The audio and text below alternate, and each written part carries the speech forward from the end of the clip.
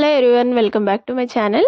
Chicken gravy curry అండి. నేను పెరుగు వేసి గ్రేవీ కర్రీ చేస్తున్నాను. ముందుగా చికెన్ని నీట్గా వాష్ చేసుకొని పక్కన పెట్టేసుకోవాలి. స్టవ్ పైన ఒక ప్యాన్ పెట్టేసి ఆయిల్ వేసుకొని అందులోనే 2 మీడియం సైజ్ ఆనియన్స్ సన్నగా కట్ చేసి వేసుకున్నాను. అలాగే 3 పచ్చిమిరపకాయలు కట్ చేసి వేసేసాను. ఇది కొద్దిగా కలర్ చేంజ్ అయిన తర్వాత మనం 1 టేబుల్ స్పూన్ అల్లం వెల్లుల్లిపాయ పేస్ట్, అలాగే కొద్దిగా పసుపు వేసేసుకొని పచ్చివాసన పోయేంత వరకు కలిపేసుకోవాలి. ఇప్పుడు అందులోకి మనం కడిగి పెట్టుకున్న చికెన్ వేసేసుకొని ఆయిల్ అంతా ముక్కలకు పట్టి ఆయిల్లో 1 నిమిషం పాటు ఉడికేలాగా కలిపేసుకోవాలి. ఇలా మనం అల్లం వెల్లుల్లిపాయ పేస్ట్, పసుపు వేసాం కదా, ముక్కలకంతా ఇలా పట్టేలాగా కలిపేసుకొని మూత పెట్టేసి 2 నిమిషాలు ఉడకనివ్వాలి.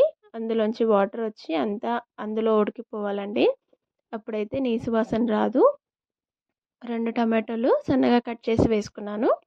ఇప్పుడు అందులోకి సరిపడా కారం, అలాగే ఉప్పు కూడా వేసేసుకొని ఒకసారి కలిపేసుకోవాలి. నాన్ వెజ్లో కారం ఎక్కువ వేస్తేనే టేస్ట్ చాలా బాగుంటుందండి. టమాటోస్ మగ్గేంత వరకు ఉడికించుకుంటే సరిపోతుంది. ఇలా టమాటోస్ అంతా మగ్గిన తర్వాత మనం అందులోకి 1 టేబుల్ స్పూన్ ధనియాల పొడి, అలాగే 1/2 table spoon garam masala వేసేసుకున్నానండి.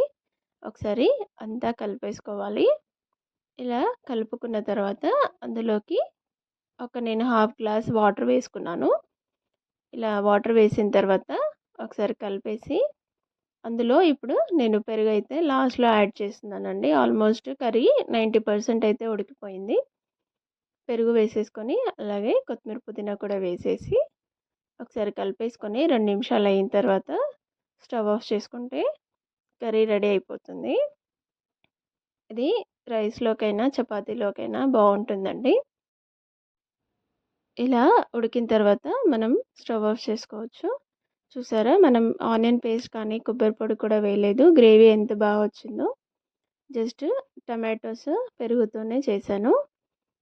Ready అయిపోయిందండి. నా వీడియో కనుక నచ్చితే ప్లీజ్ లైక్ చేయండి, షేర్ చేయండి, సబ్స్క్రైబ్ చేసుకోండి.